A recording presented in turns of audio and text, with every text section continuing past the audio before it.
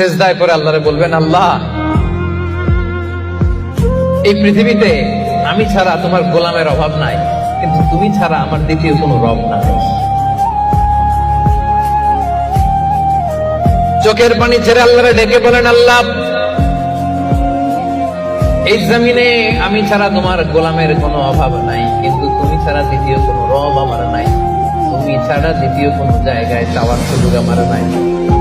চোখের পানি ছেড়ে আল্লাহরে বলেন, আল্লাহ কোরআনে তুমি শিখিয়েছো ফরিয়াদীদেরকে কেউ যদি চায় ওই ফরিয়াদীদেরকে বারণ করা যায় না, তুমি কেমন করে এই অভাগা ফরিয়াদীকে আজকে ফিরিয়ে দিবা।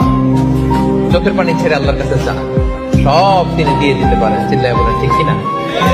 গোটা বিশ্বের সবাই আমাদের যার যা লাগবে সব যদি আল্লাহর কাছে চাই, আল্লাহ যদি সবাইকে সবকিছু দিয়ে দেয়, আল্লাহ বলে আমার ক্ষমতার 1 ইঞ্চিও কমবে না। চিল্লায় বলেন ঠিক কিনা?